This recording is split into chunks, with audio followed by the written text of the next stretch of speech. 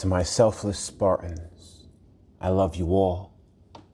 To my good people, please join us. The Book of Nehemiah. Nehemiah prays for his people.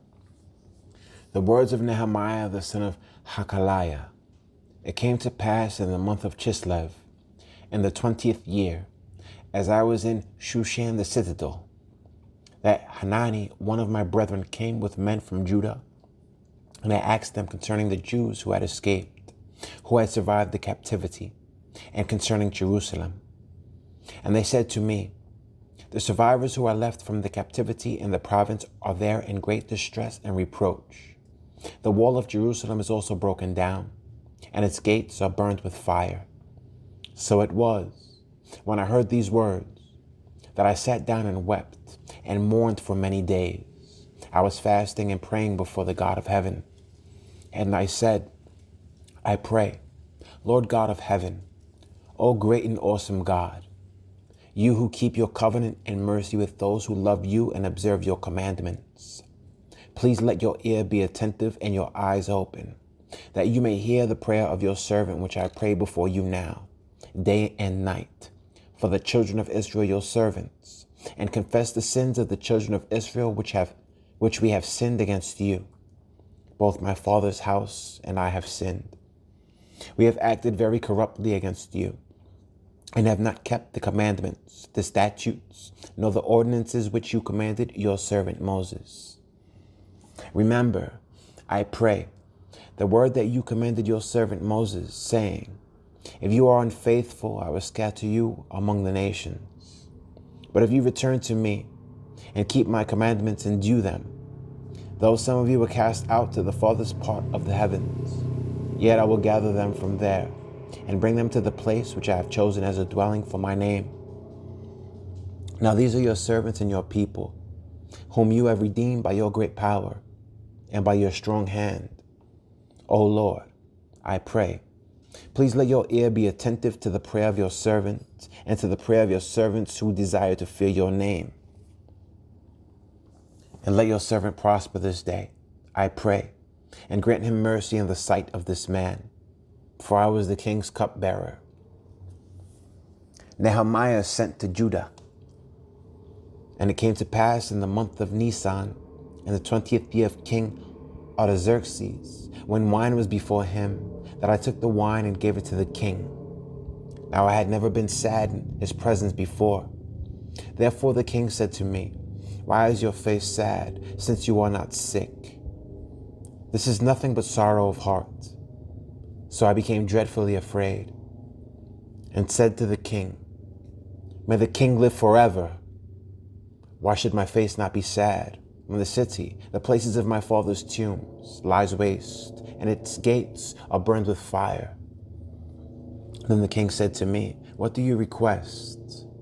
So I prayed to the God of heaven. And I said to the king, if it pleases the king, and if your servant has found favor in your sight, I ask that you send me to Judah, to the city of my father's tombs, that I may rebuild it. Then the king said to me, the queen also sitting beside him, how long will your journey be, and when will you return? So it pleased the king to send me, and I set him a time. Furthermore, I said to the king, if it pleases the king, let letters be given to me for the governors of the region beyond the river, that they must permit me to pass through till I come to Judah, and a letter to Asaph, the keeper of the king's forest, that he must give me timber to make beams for the gates of the citadel which pertains to the temple, for the city wall, and for the house that I will occupy. And the king granted them to me according to the good hand of my God upon me. Then I went to the governors in the region beyond the river, and gave them the king's letters. Now the king had sent captains of the army and horsemen with me. When Sanballat the Horonite and Tobiah the Ammonite official heard of it, they were deeply disturbed that a man had come to seek the well-being of the children of Israel. Nehemiah views the wall of Jerusalem. So I came to Jerusalem and was there 3 days. Then I arose in the night, I and a few men with me. I told no one what my God put in my heart to do at Jerusalem. nor was there any animal with me except the one on which I rode. And I went out by night through the valley gate to the serpent wall and the refuse gate, and viewed the walls of Jerusalem, which were broken down, and its gates, which were burned with fire. Then I went on to the fountain gate and to the king's pool, but there was no room for the animal under me to pass. So I went up in the night by the valley and viewed the wall. Then I turned back and entered by the valley gate, and so returned. And the officials did not know where I had gone or what I had done. I had not yet told the Jews, the priests, the nobles, the officials, or the others who did the work. Then I said to them, "You see the distress that we are in, how Jerusalem lies waste, and its gates are burned with fire. Come and let us build the wall of Jerusalem, that we may no longer be a reproach." And I told them of the hand of my God, which had been good upon me, and also of the king's words that he had spoken to me. So they said, "Let us rise up and build." Then they set their hands to this good work. But when Sanballat the Horonite, Tobiah the Ammonite official, and Geshem the Arab heard of it, they laughed at us and despised us and said, "What is this thing that you are doing? Will you rebel against the king?" So I answered them and said to them, "The God of heaven himself will prosper us. Therefore we, his servants, will arise and build. But you have no heritage or right or memorial in Jerusalem." Rebuilding the wall. Then Eliashib the high priest rose up with his brethren the priests and built the sheep gate. They consecrated it and hung its doors. They built as far as the Tower of the 100 and consecrated it, then as far as the Tower of Hananel. Next to Eliashib the men of Jericho built, and next to them Zakur the son of Imri built. Also the sons of Hassanah built the fish gate. They laid its beams and hung its doors with its bolts and bars.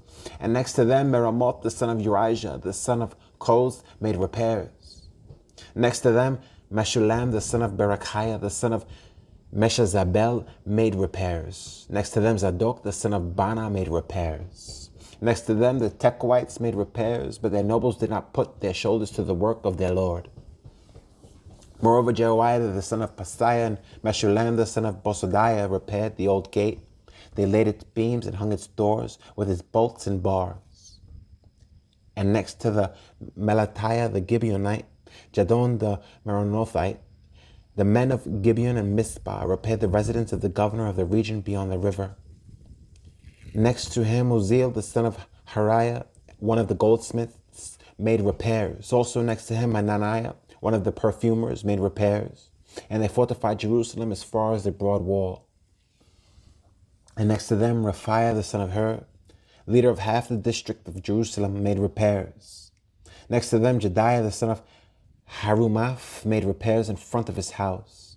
And next to him, Atush, the son of Hashabniah, made repairs.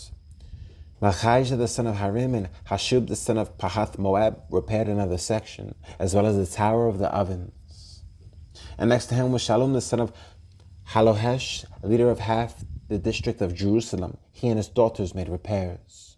Hanun and the inhabitants of Zanoah repaired the valley gate. They built it, hung its doors with its bolts and bars, and repaired 1,000 cubits of the wall as far as the refuse gate. Malchijah, the son of Rechab, leader of the district of Beth Hakerem, repaired the refuse gate. He built it and hung its doors with its bolts and bars. Shallum, the son of Kol Hoseh, leader of the district of Mizpah, repaired the fountain gate. He built it, covered it, hung its doors with its bolts and bars, and repaired the wall of the pool of Shalah by the king's garden, as far as the stairs that go down from the city of David. After him, Nehemiah, the son of Azbuk, leader of half the district of Beth Zur, made repairs as far as the place in front of the tombs of David, to the man-made pool, and as far as the house of the mighty. After him, the Levites, under Rehum the son of Bani, made repairs. Next to him, Hashabiah, leader of half the district of Kala, made repairs for his district. After him, their brethren, under Bavai, the son of Hanadad, leader of the other half of the district of Kala, made repairs. And next to him, Ezer, the son of Jeshua, the leader of Mizpah, repaired another section in front of the ascent to the armory at the buttress. After him, Baruch the son of Zabai carefully repaired the other section, from the buttress to the door of the house of Eliashib the high priest. After him, Meremoth the son of Urijah the son of Koz repaired another section, from the door of the house of Eliashib to the end of the house of Eliashib. And after him, the priests, the men of the plain, made repairs. After him, Benjamin and Hashub made repairs opposite their house. After them, Azariah the son of Messiah, the son of Ananiah, made repairs by the house. After him, Benui the son of Henadad repaired another section, from the house of Azariah to the buttress, even as far as the corner. Palal the son of Uzziah made repairs opposite the buttress, and on the tower which projects from the king's upper house, that was by the court of the prison. After him, Pedaiah the son of Parosh made repairs. Moreover, the Nethinim, who dwelt in Ophel, made repairs as far as the place in front of the water gate toward the east, and on the projecting tower. After them, the Tekoites repaired another section, next to the great projecting tower, and as far as the wall of Ophel. Beyond the horse gate, the priests made repairs, each in front of his own house. After them, Zadok the son of Emer made repairs in front of his own house. After him, Shemaiah the son of Shechaniah, the keeper of the east gate, made repairs. After him, Hananiah the son of Shelemiah and Hanum the sixth son of Zalaph repaired another section. After him, Meshullam the son of Berechiah made repairs in front of his dwelling. After him, Melchijah, one of the goldsmiths, made repairs as far as the house of the Nethinim and of the merchants, in front of Mifkad gate, and as far as the upper room at the corner. And between the upper room at the corner, as far as the sheep gate, the goldsmiths and the merchants made repairs. The wall defended against enemies. But it so happened, when Sanballat heard that we were rebuilding the wall, that he was furious and very indignant and mocked the Jews. And he spoke before his brethren in the army of Samaria and said, "What are these feeble Jews doing? Will they fortify themselves? Will they offer sacrifices? Will they complete it in a day? Will they revive the stones from the heaps of rubbish, stones that are burned?" Now Tobiah the Ammonite was beside him, and he said, "Whatever they build, if even a fox goes up on it, he will break down their stone wall. Hear, O our God, for we are despised. Turn their reproach on their own heads, and give them as a plunder to a land of captivity. Do not cover their iniquity, and do not let their sin be blotted out from before you. For they have provoked you to anger before the builders." So he built the wall, and the entire wall was joined together up to half its height, for the people had a mind to work. Now it happened, when Sanballat, Tobiah, the Arabs, the Ammonites, and the Ashdodites heard that the walls of Jerusalem were being restored and the gaps were beginning to be closed, that they became very angry. And all of them conspired together to come and attack Jerusalem and create confusion. Nevertheless, we made our prayer to our God, and because of them we set a watch against them day and night. Then Judah said, "The strength of laborers is failing, and there is so much rubbish that we are not able to build the wall." And our adversaries said, "They will neither know nor see anything till we come into their midst and kill them and cause the work to cease."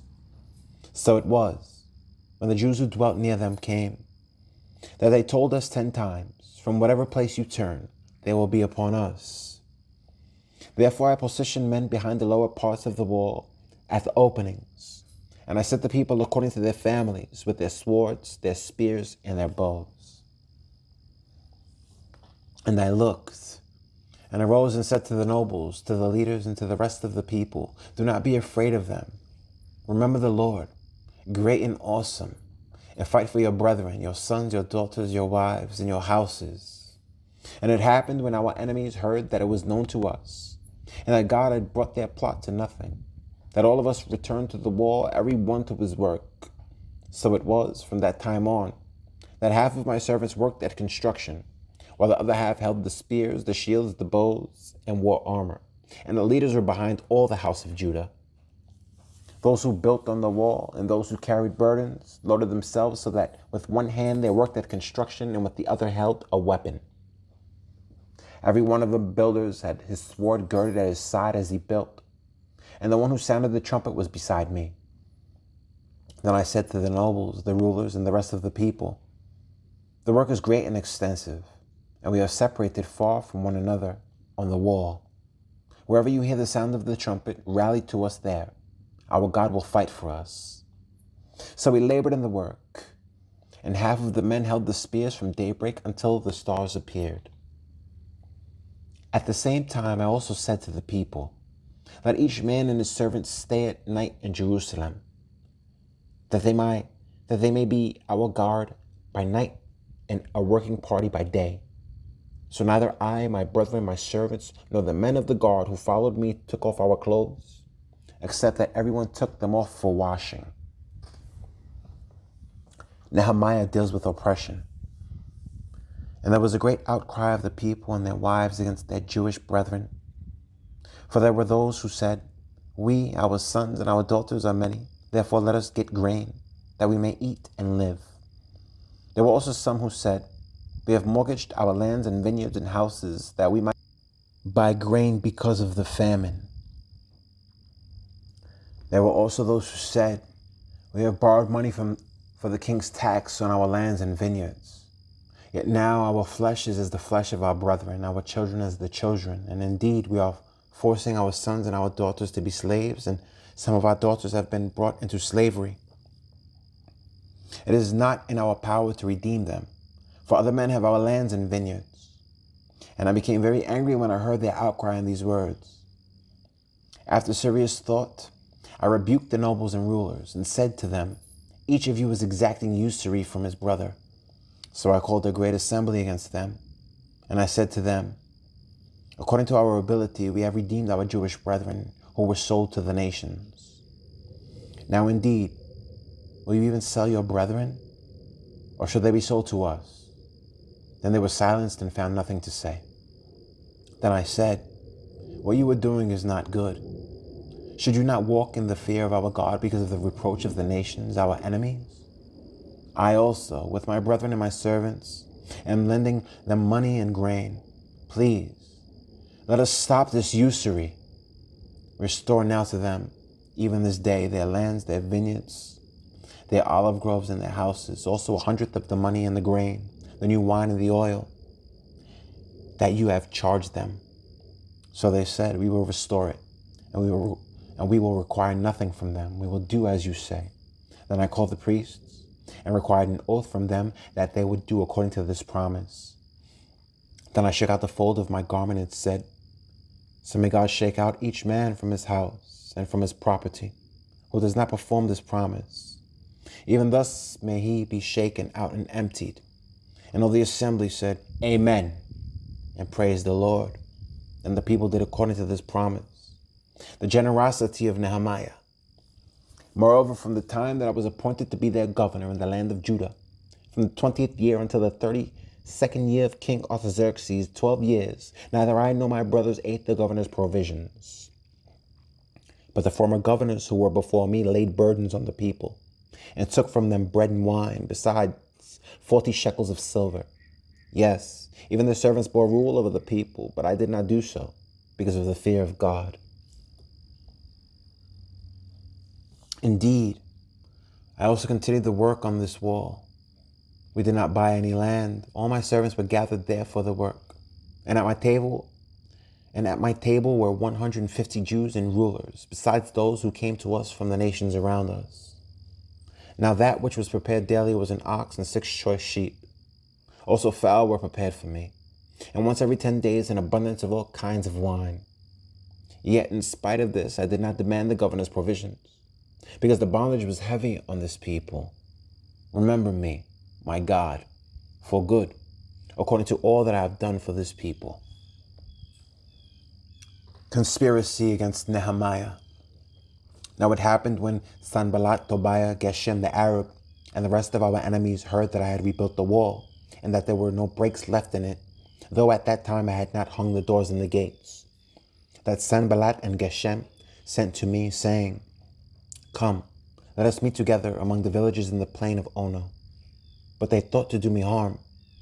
So I sent messengers to them, saying, I am doing a great work, so that I cannot come down. Why should the work cease while I leave it and go down to you? But they sent me this message 4 times, and I answered them in the same manner. And Sanballat sent his servant to me as before, the 5th time, with an open letter in his hand. In it was written, It is reported among the nations, and Gashem says, that you and the Jews plan to rebel. Therefore, according to these rumors, you are rebuilding the wall, that you may be their king. And you have also appointed prophets to proclaim concerning you at Jerusalem, saying, There is a king in Judah. Now these matters will be reported to the king. So come, therefore, and let us consult together. Then I sent to him, saying, No such things as you say are being done, but you invent them in your own heart. For they all were trying to make us afraid, saying, Their hands will be weakened in the work, and it will not be done. Now therefore, O God, strengthen my hands. Afterward I came to the house of Shemaiah, the son of Deliah, the son of Mehetabel, who was a secret informer. And he said, Let us meet together in the house of God within the temple, and let us close the doors of the temple, for they are coming to kill you. Indeed, at night they will come to kill you. And I said, Should such a man as I flee? And who was there such as I, who would go into the temple to save his life? I will not go in. Then I perceived that God had not sent him at all, but that he pronounced this prophecy against me because Tobiah and Sanballat had hired him. For this reason he was hired, that I should be afraid and act that way and sin, so that they might have cause for an evil report, that they might reproach me. My God, remember Tobiah and Sanballat, according to these their works, and the prophetess Noadiah, and the rest of the prophets who would have made me afraid. The wall completed. So the wall was finished on the 25th day of Elul in 52 days. And it happened when all our enemies heard of it, and all the nations around us saw these things, that they were very disheartened in their own eyes, for they perceived that this work was done by our God. Also in those days the nobles of Judah sent many letters to Tobiah, and the letters of Tobiah came to them. For many in Judah were pledged to him, because he was the son-in-law of Shechaniah the son of Arah, and his son Jehonan had married the daughter of Meshullam the son of Berechiah. Also they reported his good deeds before me, and reported my words to him. Tobiah sent letters to frighten me.